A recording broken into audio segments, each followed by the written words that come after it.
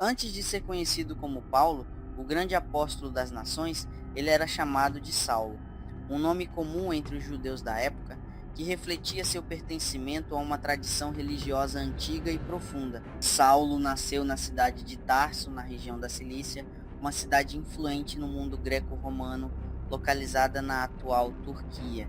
Tarso era famosa por sua cultura intelectual, sua posição estratégica e seu acesso à educação filosófica retórica.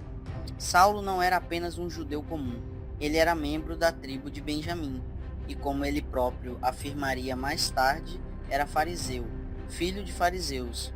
Isso significa que desde muito jovem foi educado segundo a mais rigorosa tradição da lei de Moisés. Além disso, ele tinha uma vantagem especial: era cidadão romano de nascimento. Isso era raro entre judeus e conferia a ele certos direitos legais, como o de apelar diretamente ao imperador em caso de julgamento, algo que mais tarde salvaria sua vida e o levaria até Roma. Desde a infância, Saulo foi formado dentro da tradição judaica. Sua vida girava em torno das escrituras, da oração, do jejum, do estudo das leis e das discussões sobre pureza, santidade e fidelidade a Deus. Quando jovem, foi enviado a Jerusalém para estudar aos pés de um dos mais respeitados rabinos da época, Gamaliel. Ali, tornou-se um profundo conhecedor da Torá, dos profetas e das tradições orais que guiavam o povo de Israel. Era brilhante, dedicado, determinado, um jovem com futuro promissor no judaísmo oficial. A mente de Saulo era afiada, ele conhecia as palavras da lei e as aplicava com zelo. Sua devoção era intensa, sua identidade estava firmada na religião e na obediência. Ele não apenas acreditava na justiça da lei, ele vivia por ela. E quando os primeiros cristãos começaram a anunciar que Jesus era o Messias, isso foi, para ele, uma blasfêmia, um escândalo. Como poderia aquele homem, crucificado entre criminosos, ser o enviado de Deus? Foi assim que Saulo se tornou um inimigo declarado da igreja. Ele viu os seguidores de Jesus como uma ameaça à pureza da fé judaica. Por isso, com autorização das autoridades religiosas, começou a persegui-los. Entrava nas casas, prendia homens e mulheres, mandava para julgamento e estava presente até mesmo quando alguns eram mortos, como Estevão, o primeiro mártir da igreja. Enquanto segurava as roupas dos que apedrejavam Estevão, Saulo não demonstrava arrependimento.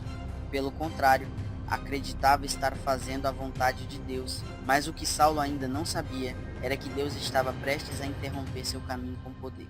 A fama de Saulo como perseguidor dos cristãos se espalhava pelas cidades. Ele era temido. Os seguidores do caminho, como eram chamados os cristãos no início, sabiam que, onde ele chegasse, a prisão e a dor o acompanhavam. Com cartas de autorização em mãos, Saulo partiu de Jerusalém em direção a Damasco, na Síria. Ele queria encontrar ali mais cristãos e levar os presos a Jerusalém para julgamento. Era uma viagem longa, sob o calor do deserto, com um grupo de homens que o acompanhava. Nada indicava que aquele dia seria diferente dos outros. Mas, quando já se aproximavam da cidade, por volta do meio-dia, algo extraordinário aconteceu. Uma luz intensa, mais forte do que o sol do meio-dia, brilhou ao redor de Saulo. Ele caiu ao chão, cego, confuso, paralisado. No meio do susto e da escuridão, uma voz poderosa ecoou dos céus. Saulo, Saulo, por que me persegues? Ele respondeu, com temor, quem és tu, Senhor? E a voz disse, eu sou Jesus, a quem tu persegues. Mas levanta-te, entra na cidade, e lá te será dito o que deves fazer. Silêncio. A luz se apagou, e quando Saulo tentou abrir os olhos, percebeu que não podia mais ver. Estava completamente cego. Os homens que estavam com ele ouviram a voz, mas não viram ninguém. Atônitos, ajudaram Saulo a se levantar e o conduziram até Damasco. Por 3 dias ele permaneceu cego.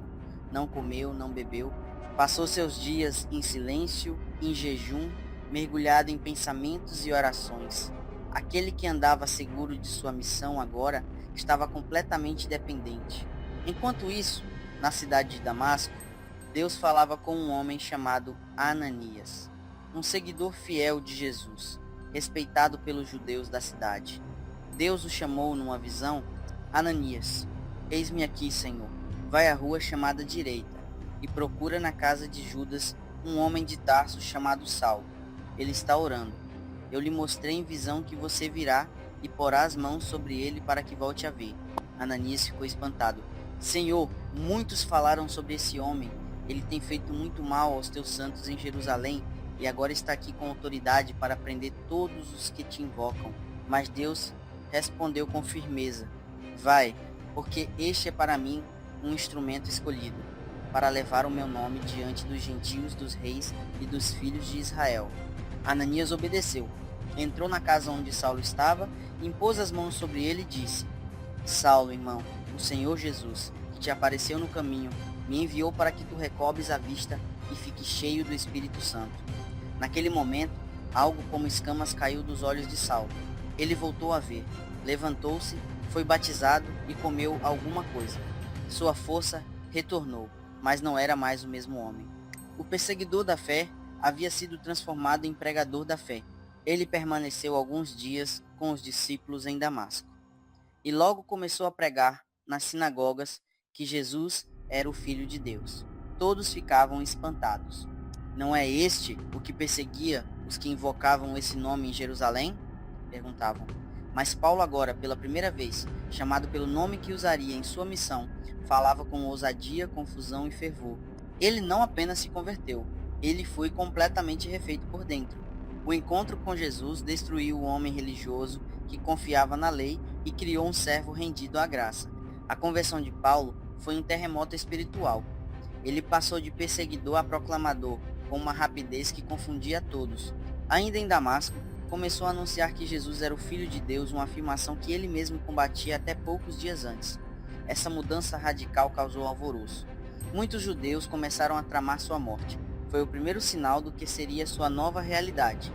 Agora ele enfrentaria as mesmas perseguições que antes causava.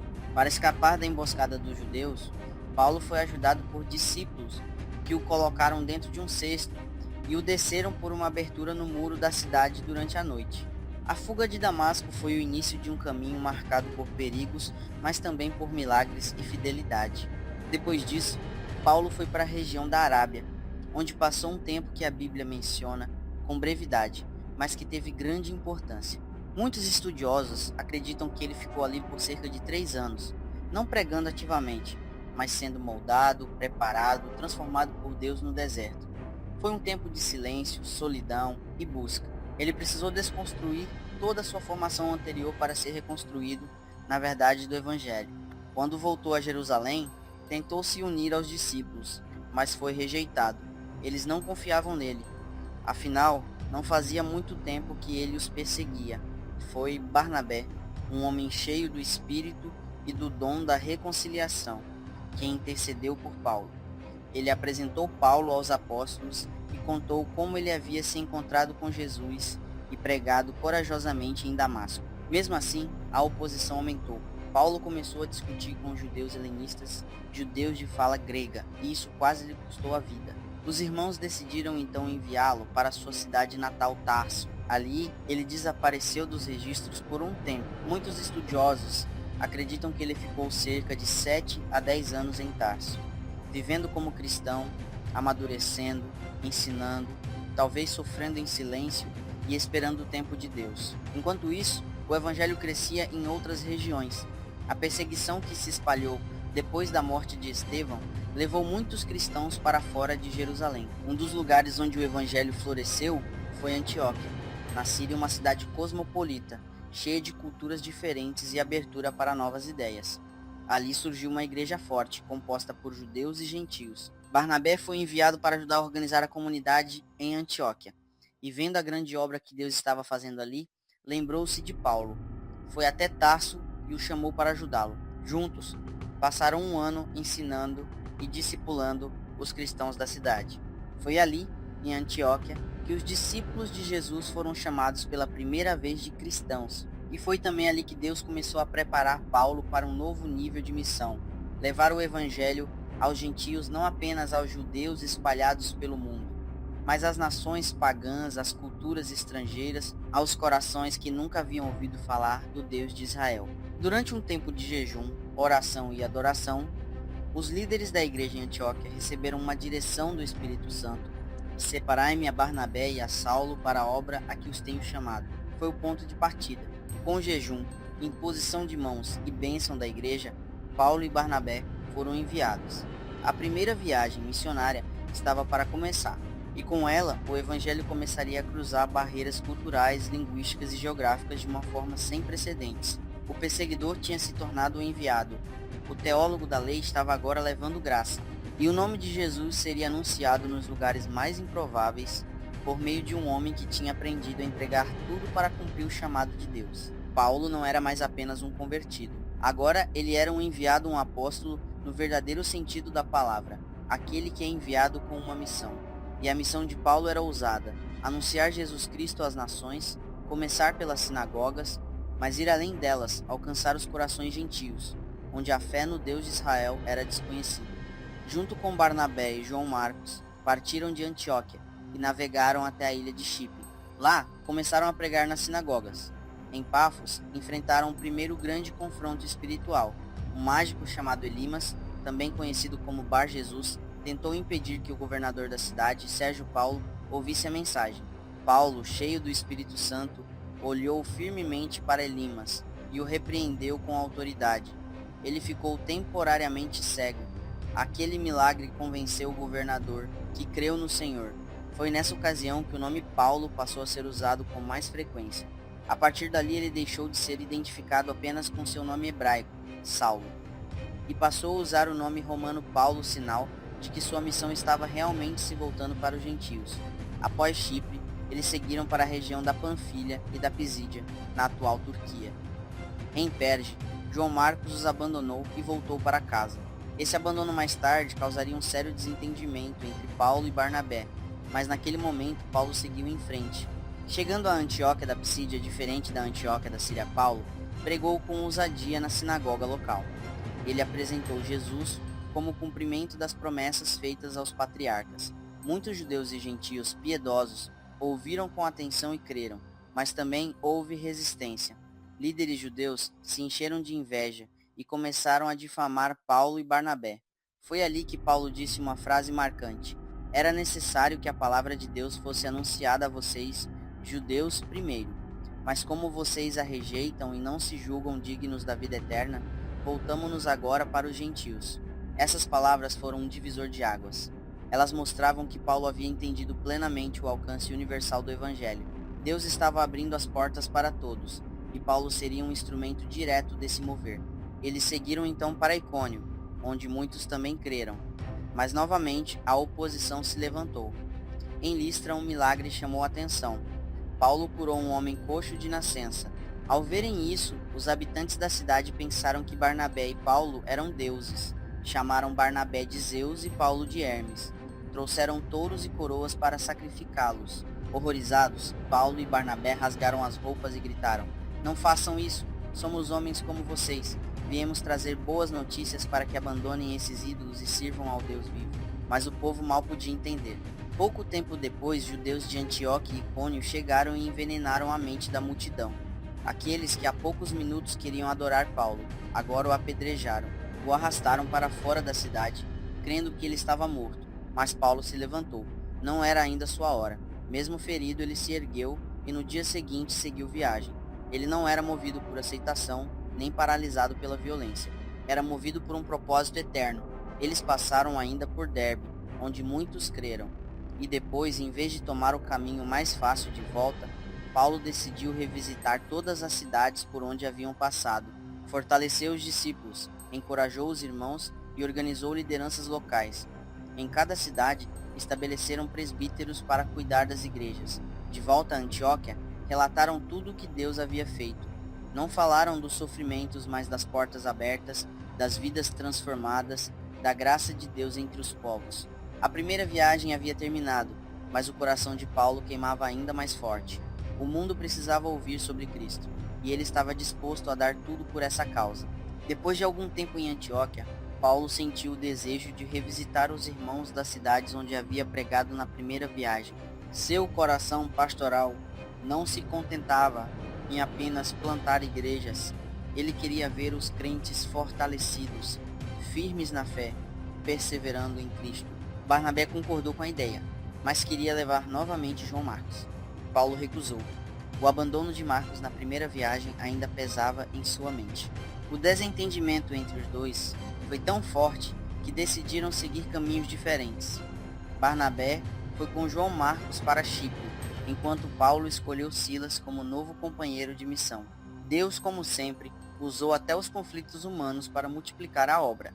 Paulo e Silas partiram pela Síria e Cilícia, fortalecendo as igrejas. Em Listra, encontraram um jovem discípulo chamado Timóteo. Ele era bem falado pelos irmãos da região, e Paulo o tomou como filho na fé. A partir dali, Timóteo se tornaria um dos companheiros mais próximos de Paulo, alguém que caminharia com ele em muitos momentos difíceis. Conforme viajavam, Paulo desejava pregar na Ásia, mas o Espírito Santo o impediu. Tentaram ir a Bitínia, mas novamente foram impedidos. Então chegaram a Troade, e ali, durante a noite, Paulo teve uma visão. Um homem da Macedônia, do outro lado do mar Egeu, lhe aparecia e dizia: "Passa a Macedônia e ajuda-nos." Paulo entendeu que era Deus abrindo uma nova fronteira para o Evangelho, a Europa. Pela primeira vez, a mensagem de Cristo atravessaria para o lado ocidental do Império. Eles navegaram até Filipos, uma colônia romana importante na Macedônia. Lá não havia uma sinagoga, o que indicava uma presença judaica mínima. Paulo então foi até a beira do rio, onde algumas mulheres costumavam orar. Entre elas estava Lídia, uma vendedora de púrpura, temente a Deus. Ela ouviu com atenção, creu e foi batizada com toda a sua casa. A igreja em Filipos nasceria naquele cenário simples, à beira da água, no coração de uma mulher disposta. Mas nem tudo foi paz. Enquanto pregavam na cidade, uma jovem escrava, possuída por um espírito adivinhador, começou a segui-los e gritar: "Esses homens são servos do Deus Altíssimo e anunciam o caminho da salvação." Embora o que ela dizia fosse verdade, Paulo sabia que não era o Espírito de Deus que falava por ela. Depois de muitos dias, virou-se e disse ao espírito: "Em nome de Jesus Cristo, eu te ordeno que saias dela." E ele saiu na mesma hora. Os donos da jovem, percebendo que haviam perdido sua fonte de lucro, se enfureceram, acusaram Paulo e Silas diante das autoridades, e os dois foram espancados e lançados na prisão. Seus pés foram presos no tronco, e ali ficaram, feridos, sangrando, em plena meia-noite. Mas em vez de lamento, o que se ouviu foram cânticos. Eles oravam e cantavam hinos a Deus. Os outros presos ouviam, talvez em silêncio, talvez em espanto. De repente, um terremoto sacudiu os alicerces da prisão. As portas se abriram, as correntes se soltaram. O carcereiro, achando que todos haviam fugido, sacou a espada para tirar a própria vida. Mas Paulo gritou: "Não faças isso, estamos todos aqui." Tocado por aquele gesto e impactado por tudo o que havia acontecido, o carcereiro se lançou aos pés de Paulo e Silas e perguntou: "Senhores, que devo fazer para ser salvo?" Eles responderam: "Crê no Senhor Jesus e serás salvo, tu e tua casa." Naquela mesma noite, o carcereiro lavou as feridas dos dois. Depois, ele e toda a sua família foram batizados. A casa que antes guardava prisioneiros agora abrigava filhos de Deus. No dia seguinte, as autoridades quiseram soltar Paulo discretamente, mas ele revelou que era cidadão romano e que haviam açoitado e prendido sem julgamento algo ilegal. Com medo, os oficiais foram até a prisão e pediram desculpas. Paulo e Silas, então, saíram da prisão, visitaram os irmãos e seguiram viagem. Eles passaram ainda por Tessalônica, onde anunciaram o evangelho com ousadia. Alguns creram, mas a oposição foi intensa. Foram perseguidos e obrigados a sair da cidade. Em Bereia, os judeus eram mais nobres. Examinavam as escrituras todos os dias para ver se o que Paulo dizia era verdade. Muitos creram, mas novamente judeus de Tessalônica chegaram para causar tumulto. Paulo foi então levado para Atenas, a cidade dos filósofos, onde seu espírito se comoveu ao ver tantos ídolos. Subiu ao Areópago e, diante dos pensadores da Grécia, falou sobre o Deus desconhecido, o Criador, Senhor do céu e da terra, que não habita em templos feitos por mãos humanas. Alguns zombaram, outros quiseram ouvir mais, e alguns creram. O evangelho agora se encontrava com a filosofia, e mesmo diante de um mundo intelectualmente arrogante, a cruz de Cristo não deixava de impactar corações. Paulo seguiu então para Corinto, onde permaneceu por mais de 1 ano e meio. Ali enfrentou oposição, mas viu também muitos frutos. Trabalhou como fabricante de tendas junto com Áquila e Priscila. Viu uma comunidade ser formada. Viu o evangelho alcançar gente simples e também autoridades. Depois de muito trabalho e frutos espirituais, Paulo encerrou sua segunda viagem e retornou a Antioquia. Seu corpo devia estar cansado, mas seu coração estava mais forte do que nunca. As fronteiras estavam se abrindo, o mundo estava ouvindo, e ele sabia, ainda havia muito por fazer. Mais uma vez, Paulo parte de Antioquia. Era sua terceira grande viagem missionária. Agora, não apenas com o foco em abrir novas frentes, mas também em consolidar e fortalecer as comunidades que haviam surgido nas regiões anteriores. A essa altura, Paulo já era reconhecido como uma das principais lideranças da igreja cristã, e mesmo assim, continuava viajando, caminhando a pé por longas distâncias, enfrentando perigos e vivendo com simplicidade. Ele passou novamente pelas regiões da Galácia e da Frígia, animando os discípulos. Mas seu destino principal dessa vez era Éfeso, uma cidade grandiosa, repleta de cultura, comércio e idolatria. Éfeso era o centro do culto à deusa Ártemis, também conhecida como Diana dos Efésios, e abrigava um dos maiores templos do mundo antigo. Ali, Paulo permaneceu por cerca de 3 anos, o período mais longo que passou em uma só cidade durante suas viagens. Começou pregando na sinagoga, como era seu costume, mas quando encontrou resistência, se mudou para a escola de Tirano, onde ensinava diariamente. Com o tempo, todos os habitantes da Ásia Menor ouviram a palavra do Senhor, tanto judeus quanto gregos. A presença de Deus era poderosa em Éfeso. A Bíblia relata que até os lenços e aventais que Paulo usava eram levados aos doentes, e as pessoas eram curadas. Espíritos malignos eram expulsos. O nome de Jesus estava se tornando conhecido e temido em toda a região. Um episódio curioso aconteceu com 7 filhos de um homem chamado Seva, um sacerdote judeu. Eles tentaram expulsar demônios usando o nome de Jesus, dizendo: "Em nome de Jesus, a quem Paulo prega, nós ordenamos que saias." Mas o espírito maligno respondeu: "Conheço Jesus e sei quem é Paulo. Mas vocês, quem são?" O homem possuído saltou sobre eles, espancou-os e os deixou feridos e nus. Esse episódio provocou temor em toda a cidade. Muitos creram, e aqueles que praticavam magia trouxeram seus livros e os queimaram publicamente. O valor dos livros era altíssimo, mas isso não importava. Eles haviam encontrado a verdade, e a verdade libertava. Mas quanto mais o evangelho crescia, mais a oposição se armava. Um ourive chamado Demétrio, que fazia imagens de prata da deusa Ártemis, percebeu que sua renda estava ameaçada. Ele reuniu outros artesãos e incitou uma multidão contra Paulo. Gritaram pelas ruas: "Grande é a Ártemis dos Efésios!" A cidade inteira se agitou. Um tumulto tomou conta do teatro. Por pouco Paulo não foi linchado, mas Deus o guardou. Após esses acontecimentos, Paulo decidiu seguir para a Macedônia e depois para a Grécia. Em cada lugar, continuava fortalecendo os irmãos, ensinando, exortando.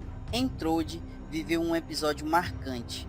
Durante uma longa pregação à noite, um jovem chamado Eutico, que ouvia da janela do 3º andar, adormeceu e caiu. Todos pensaram que estava morto, mas Paulo desceu, o abraçou e declarou que ele estava vivo. Foi um milagre silencioso, mas poderoso, que fortaleceu ainda mais a fé dos irmãos. Enquanto viajava, Paulo também recolhia ofertas entre os gentios para levar aos irmãos pobres da igreja em Jerusalém.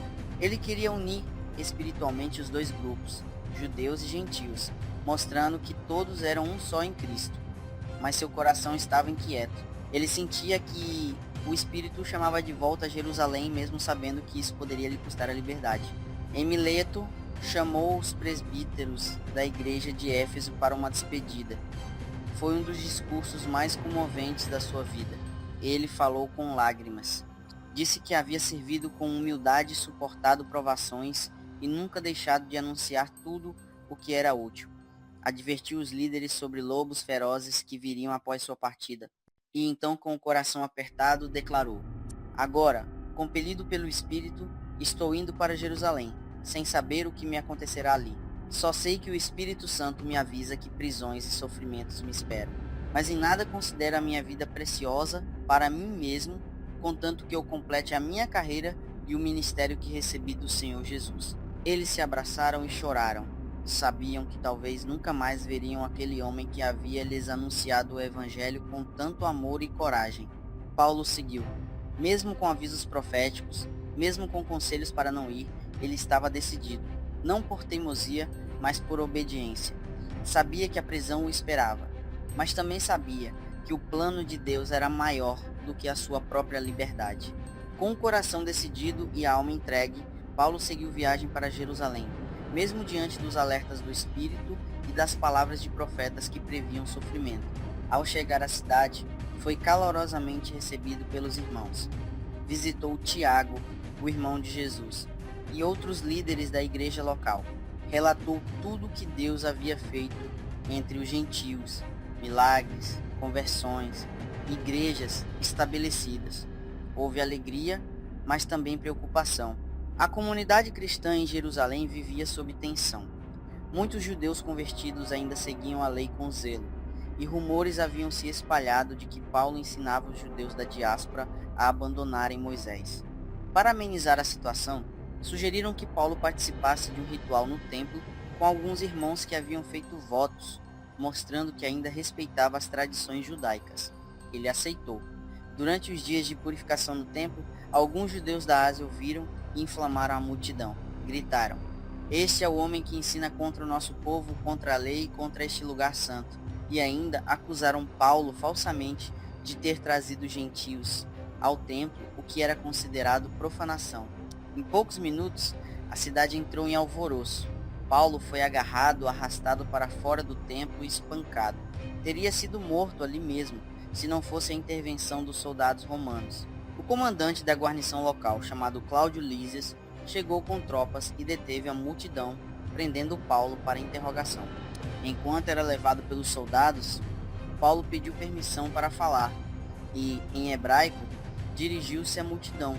Contou sua história, falou de sua formação farisaica, de sua perseguição aos cristãos e, por fim, do encontro que teve com Jesus no caminho de Damasco. Tudo parecia acalmar-se até que Paulo mencionou que Deus o havia enviado aos gentios. Ao ouvirem isso, a multidão explodiu em fúria novamente. O comandante romano, sem entender a origem do conflito, decidiu açoitá-lo para arrancar a confissão. Mas quando amarraram Paulo, ele perguntou ao centurião: "É permitido açoitar um cidadão romano sem julgamento?" A pergunta mudou tudo. A cidadania romana de Paulo lhe garantia certos direitos, e o comandante, assustado, ordenou que o soltassem. No dia seguinte, Paulo foi levado ao Sinédrio, o conselho judaico. Ali, usou de sabedoria e mencionou sua esperança na ressurreição dos mortos. Isso causou uma divisão entre fariseus e saduceus, e o julgamento terminou em confusão. O comandante, temendo por sua segurança, levou Paulo de volta à fortaleza. Naquela noite, sozinho em sua cela, o Senhor apareceu a Paulo e disse: "Coragem! Assim como você deu testemunho de mim em Jerusalém, é necessário que você também testemunhe em Roma." Era a confirmação que ele precisava. A prisão não era o fim, era o caminho. E Roma, o coração do império, seria o próximo destino. No dia seguinte, mais de 40 judeus fizeram um voto de não comer nem beber até matarem Paulo. Planejavam emboscá-lo, mas o sobrinho de Paulo ouviu a trama e avisou o comandante. Para protegê-lo, Cláudio Lísias enviou Paulo, escoltado por 200 soldados, para Cesareia, onde estava o governador romano Félix. Ali começou uma série de audiências e julgamentos. Primeiro diante de Félix, depois de seu sucessor, Festo, e também perante o rei Agripa e sua irmã Berenice. Paulo, com sabedoria e ousadia, aproveitou cada audiência para defender sua fé, proclamar o Evangelho e mostrar que não havia cometido nenhum crime contra Roma ou contra o povo judeu. Félix manteve Paulo preso por 2 anos, esperando talvez receber suborno. Festo tentou transferi-lo para Jerusalém, mas Paulo, como cidadão romano, apelou para ser julgado por César. Essa decisão selou seu destino. Ele seria enviado a Roma. Antes disso, diante do rei Agripa, Paulo teve uma de suas falas mais tocantes. contou novamente sua história, sua conversão e seu chamado. Falou com tanta paixão e clareza que Agripa disse: "Por pouco me persuades a me fazer cristão." A verdade é que Paulo não estava ali como réu, mas como embaixador. Mesmo acorrentado, era ele quem anunciava a liberdade em Cristo. Mesmo julgado por homens, era ele quem falava com a autoridade de Deus. Preparativos foram feitos para sua viagem a Roma. Seria uma longa jornada pelo mar, cheia de desafios. Mas nada disso intimidava Paulo. Ele sabia que estava no centro da vontade de Deus. E mesmo entre soldados e algemas, continuava sendo luz e estava prestes a viver uma das mais dramáticas experiências de sua vida. Paulo embarcou para Roma como prisioneiro, sob a custódia de um centurião chamado Júlio. A viagem era longa e arriscada, especialmente naquela época do ano, quando as condições do mar tornavam a navegação perigosa. Eles partiram de Cesareia em direção à Ásia Menor, fazendo escalas em várias cidades costeiras. Desde o início, Paulo demonstrou discernimento. Ao chegar a uma ilha chamada Creta, ele alertou o centurião e a tripulação: "Vejo que a viagem será desastrosa, com grande prejuízo não só para o navio e a carga, mas também para nossas vidas." Mas o centurião preferiu seguir o conselho do piloto e do dono do navio. Eles continuaram, e pouco tempo depois um vento violento vindo do nordeste, chamado Euroaquilão, os alcançou. O navio foi arrastado sem controle por dia. Eles lançaram parte da carga ao mar, depois o equipamento do navio. A tempestade era tão severa que por muitos dias não se via sol nem estrelas. Os tripulantes perderam toda a esperança de salvação. Foi nesse cenário de desespero que Paulo se levantou com autoridade e calma.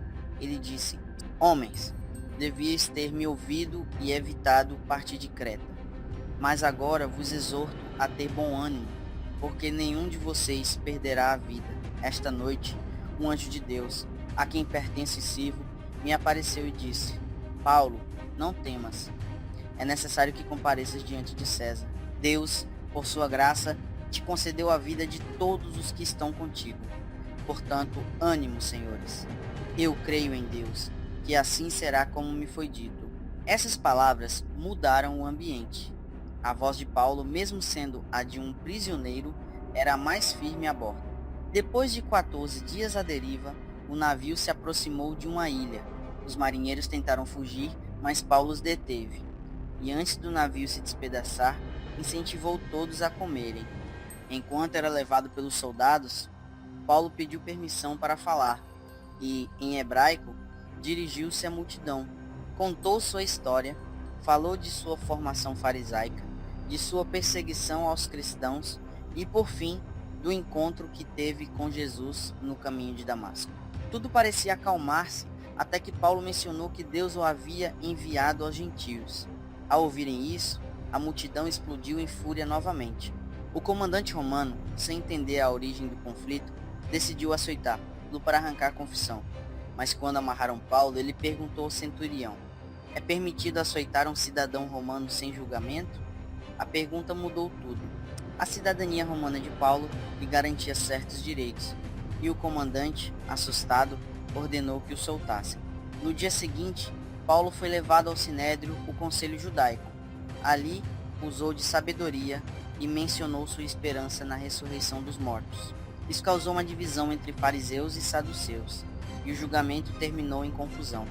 O comandante, temendo por sua segurança, levou Paulo de volta à fortaleza. Naquela noite, sozinho em sua cela, o Senhor apareceu a Paulo e disse: "Coragem, assim como você deu testemunho de mim em Jerusalém, é necessário que você também testemunhe em Roma." Era a confirmação que ele precisava. A prisão não era o fim, era o caminho. E Roma, o coração do império, seria o próximo destino. No dia seguinte, mais de 40 judeus fizeram um voto de não comer nem beber até matarem Paulo. Planejavam emboscá-lo. Mas o sobrinho de Paulo ouviu a trama e avisou o comandante. Para protegê-lo, Cláudio Lísias enviou Paulo, escoltado por 200 soldados, para Cesareia, onde estava o governador romano Félix. Ali começou uma série de audiências e julgamentos. Primeiro diante de Félix, depois de seu sucessor, Festo, e também perante o rei Agripa e sua irmã Berenice. Paulo, com sabedoria e ousadia, aproveitou cada audiência para defender sua fé, proclamar o evangelho e mostrar que não havia cometido nenhum crime contra Roma ou contra o povo judeu. Félix manteve Paulo preso por 2 anos, esperando talvez receber suborno. Festo tentou transferi-lo para Jerusalém, mas Paulo, como cidadão romano, apelou para ser julgado por César. Essa decisão selou seu destino. Ele seria enviado a Roma. Antes disso, diante do rei Agripa, Paulo teve uma de suas falas mais tocantes. Contou novamente sua história, sua conversão e seu chamado. Falou com tanta paixão e clareza que Agripa disse: "Por pouco me persuades a me fazer cristão." A verdade é que Paulo não estava ali como réu, mas como embaixador. Mesmo acorrentado, era ele quem anunciava a liberdade em Cristo. Mesmo julgado por homens, era ele quem falava com a autoridade de Deus. Preparativos foram feitos para sua viagem a Roma. Seria uma longa jornada pelo mar, cheia de desafios. Mas nada disso intimidava Paulo. Ele sabia que estava no centro da vontade de Deus. E mesmo entre soldados e algemas, continuava sendo luz e estava prestes a viver uma das mais dramáticas experiências de sua vida. Paulo embarcou para Roma como prisioneiro, sob a custódia de um centurião chamado Júlio. A viagem era longa e arriscada, especialmente naquela época do ano, quando as condições do mar tornavam a navegação perigosa. Eles partiram de Cesareia em direção à Ásia Menor, fazendo escalas em várias cidades costeiras. Desde o início, Paulo demonstrou discernimento. Ao chegar a uma ilha chamada Creta, ele alertou o centurião e a tripulação: "Vejo que a viagem será desastrosa, com grande prejuízo não só para o navio e a carga, mas também para nossas vidas." Mas o centurião preferiu seguir o conselho do piloto e do dono do navio. Eles continuaram, e pouco tempo depois um vento violento vindo do nordeste, chamado Euroaquilão, os alcançou. O navio foi arrastado sem controle por dia. Eles lançaram parte da carga ao mar, depois o equipamento do navio. A tempestade era tão severa que por muitos dias não se via sol nem estrelas. Os tripulantes perderam toda a esperança de salvação. Foi nesse cenário de desespero que Paulo se levantou com autoridade e calma. Ele disse: "Homens, devias ter me ouvido e evitado partir de Creta. Mas agora vos exorto a ter bom ânimo, porque nenhum de vocês perderá a vida. Esta noite, um anjo de Deus, a quem pertence Sirvo, me apareceu e disse: Paulo, não temas. É necessário que compareças diante de César. Deus, por sua graça, te concedeu a vida de todos os que estão contigo. Portanto, ânimo, senhores. Eu creio em Deus, que assim será como me foi dito." Essas palavras mudaram o ambiente. A voz de Paulo, mesmo sendo a de um prisioneiro, era a mais firme a bordo. Depois de 14 dias à deriva, o navio se aproximou de uma ilha. Os marinheiros tentaram fugir, mas Paulo os deteve. E antes do navio se despedaçar, incentivou todos a comerem.